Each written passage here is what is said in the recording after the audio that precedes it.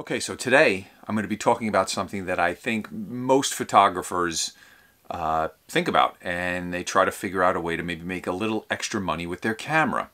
Now, this is something that I started to think about once I got seriously into photography. I'm like, maybe I can make a couple extra bucks with this little device that I use all the time now. People typically, what'll end up happening is you'll shoot some, families and portraits and do some stuff in your neighborhood and things like that.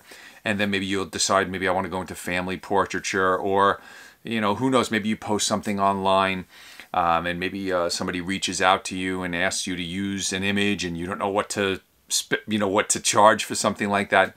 So I'm going to talk about actually working with brands, making money with your images, but I'm also going to talk about how hard it is, and it's always a hustle. So this is something I have a little bit of experience with. Trying to make money with your images is, I'm not as a full-time job. I'm not talking about if you're working as a wedding photographer or I don't even know what else. Maybe doing school portraits or working for a company that actually is in photography and you're one of their photographers. I'm talking about photography is your hobby and you want to make some extra money. So I'm going to talk about some ways that I've interacted with brands and was able to make some extra money. Sometimes it's you trade your images for services, or maybe you can stay at a facility and provide images of the facility. Other times you get paid outright per image. So there's different ways that it can work, and different brands work out different relationships. So I'm not a professional photographer as a full-time thing. That's not what I have. I have a business that I run on the side that I've had for 30 years. And the photography, I've been seriously into it for about 10 years, like really heavily. And I would say in 2014 is when I actually started to make some money with photography. But it's always a hustle. You always have to work hard. You always have to try to figure out what things are worth. And, in this day and age especially, people love to get imagery for free because it's so readily available. Sometimes a shout out is offered to you, or maybe we'll give you exposure is another one that you'll hear sometimes. But those things really don't help you much, and you actually, should actually get some sort of compensation for your images. Now at the beginning, maybe it's okay to do some work for free, just to get your feet wet, to make sure that what you're providing is what somebody needs. So you can definitely do that at the beginning. But once you're doing this for a while and you're starting to use your, maybe somebody's asking you to use your images, you should really get paid for that in some way. I was just at the Jellystone campground up in Gardner, New York. This is May 2020 during the coronavirus, and all of the campgrounds were closed. So last year I bought an RV, and I've been RVing a lot, and this was our first trip this year that we were able to actually go on. The campground opened, and it was, limited amenities, and everybody was wearing a mask when they were kind of in the public spaces, but it was still nice to get outside and actually do something. So there are two brands this weekend that I actually have worked for in the past. One is a new relationship, and one is I've been dealing with for a couple of years. So the Jellystone Campgrounds is a company that I've actually provided imagery for in a few of their different properties in different parts of the country. And I've been compensated with being able to stay there for free, maybe golf cart rentals for free. My wife and I stayed in a cabin. So it's never been a cash for images type of situation, but I've always been willing to trade my images for, the ability to stay at no expense at some of these campgrounds. Now, the cabin that I stayed at was a $350 a night cabin, and I stayed there for 3 nights. So that's a real savings. Plus, they threw in a golf cart for those 3 days, so it was over $1,000 value. And I provided images to them of a Halloween weekend that they had there. Some images of the campground, some pictures of Yogi Bear, some images of the park and things like that. So that's one way that you can work with a brand. And from that first interaction with them, they asked me if I'd go to North Carolina, and I did the same thing, but this time I took the RV and went with my family, and we had a nice 4-day trip down by Myrtle Beach.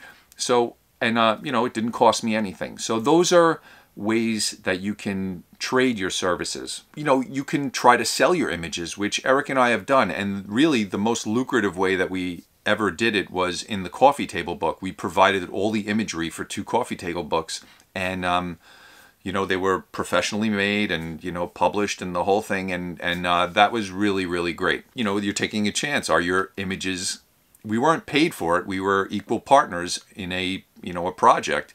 And if people didn't buy the book, we didn't get paid. So, that's a little bit of a chance. It's not like just collecting a paycheck. You have to put yourself out there sometimes and take a chance. And then I have a new relationship with Jayco. Now, I'm in a Jayco RV right now. That's the kind of RV I bought. And this is a way that I think people can use their photography to kind of be involved in one of their hobbies. Now, I've gotten into RVing. I started to take some images of this RV as soon as I got it. I knew I wanted to take images of it. I think it's cool, to try to, something new to take pictures of. But I also would I would tag the brand. I would tag Jayco RV in all my images.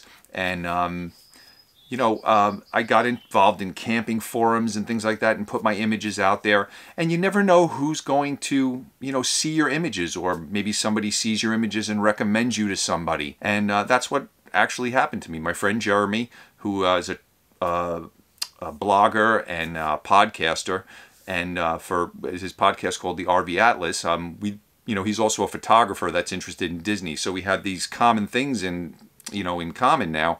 And, I had reached out to him about some of his images and said how much I really liked them. And then he was talking to me about Disney. So I guess he was in a meeting with Jayco and he mentioned me as someone that could possibly provide images for them. So this was the first trip where I actually was shooting with a purpose. And it's a lot different than shooting for yourself as a hobby. I spoke with the people at Jayco. They let me know what they wanted.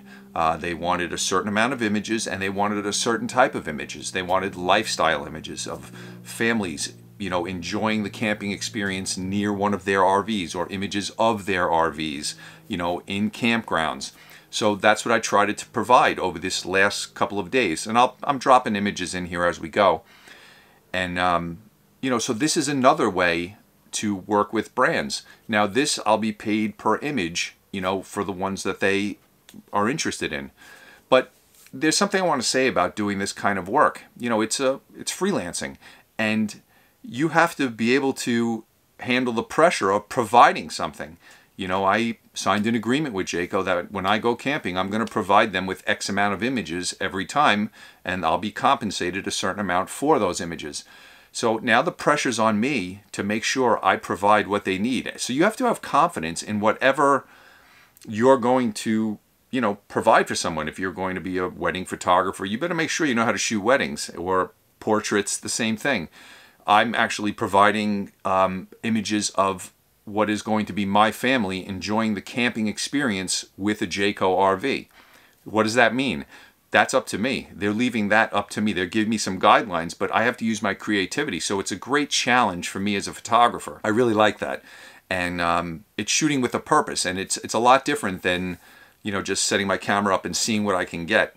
I have to try to make an image that's going to work for this brand. That's another way you can do it. So any hobby that you have, whatever it is, you can be into cars, a musical instrument, maybe tag the brand of whatever instrument you play, and maybe take some really cool images of it. Brands are always looking for people that actually use their products, because I think it's more authentic when somebody's actually using something that they sell than just hiring a bunch of actors and create this, fake looking scene. When you have a real person who's really using their product and endorsing it, they want images of that. And so if I can provide that, that's great for them.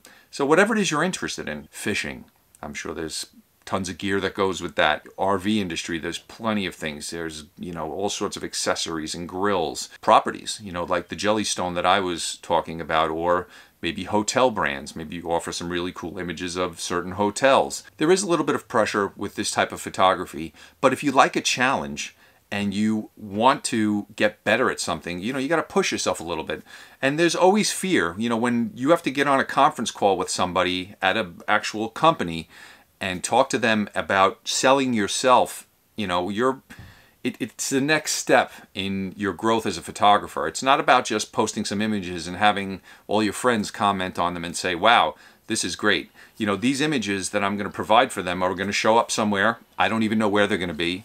I may or may not get credit for them, but that doesn't matter. You know, it's not about that anymore. It's about me challenging myself as a photographer and trying to put out something that's, you know, worthwhile for this company and actually earn some money with it. Another example is even camera gear. Eric and I both use Faisal tripods, and we really like them. And, you know, over the years, we've always tagged Faisal in our images that we put on Instagram, on our personal accounts, and on our Disney Image Makers Instagram account. And, you know, wherever I post images, I used to like to tag them because I really thought they were a great company. You know, they would back and forth with them sometimes, and eventually we were asked to be ambassadors for them, for Faisal Europe. And actually, it's logistically a little hard for us because we're in the States and they're a European company.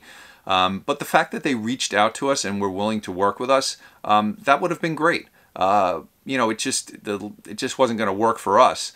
But that's the kind of stuff that can happen. We've even been contacted by software companies like Skylum Software. I think they make the Luminaire editing program, which is similar to Lightroom. You know, Eric and I are both really happy in Lightroom, but they reached out to us and, you know, asked us if we wanted to learn about their program, do some tutorials on it. You know, so that's another cool way to be, you know, just talk about products that you use in your posts when you post things online. Hopefully Jayco likes the images that I took. They've seen many of my images from last year's camping season that I was just posting for myself. Hopefully I can recreate images like that, but more purposefully, trying to give them exactly what they want. It's been a long couple of months here, I'm sure, for all of us, and it was good to actually get out there again and have the camera in my hand and try to create some images and bother my family with them because they have to play along with some of this stuff. But it really wasn't that much. You know, I'd say out of the whole weekend that we were camping, maybe in total I spent an hour and a half, 2 hours, you know, gathering all these images. So it was a lot of fun. Hopefully I gave you some ideas on ways that you can make money with your photography. Definitely don't hesitate to sell yourself as a portrait photographer, but don't undersell yourself. It's a hustle trying to, you know, get the work to happen. But if you want to challenge yourself and you want to break through that fear barrier, work for other people and just try to capture their memories, it's a great way to do it. Trade your services. Don't be afraid to trade your services for whether it's, you know, maybe you want to get a product for free, or maybe you're going to be staying at a property like I did, or maybe there's some sort of barter situation where you can trade your images for something that you want. And I think that's a great way to, you know, take your hobby to the next level and actually, you know, get something back for your images that you've worked so hard to become a good photographer. Now it's time to get something back for them. And then actually reaching out to brands, you know, working with actual brands and, you know, just tag them in your posts. Reach out to somebody there, send a private message, send some images in a private message. You know, they're just people on the other end, and, you know, they're always looking for new and creative content for all of their platforms. You know, even if they're just going to use your images in social media, which is what Jellystone did with a lot of their images. I'll be scrolling through Instagram, and every now and then I see some of my images pop up here and there. That's a great way to, you know, get your stuff out there. You know, so whether they use it in print or on social media or however they're going to use it, you know, it's great to reach out to brands and actually get paid for what you're doing. I'm going to drop some videos here about making money with photography. There's a couple that we've done. I'm going to put one here about should photography stay a hobby or should you try to make money with it, because there are definitely some pitfalls with trying to make money with it. And then Eric's business photography video, which is great if you actually want to start making money with your photography. You need to set up a business. You can't just take the money and pocket it. You need to have everything set up properly so that you're doing everything legally, and these companies can actually pay you. Okay, I'll see you in the next one.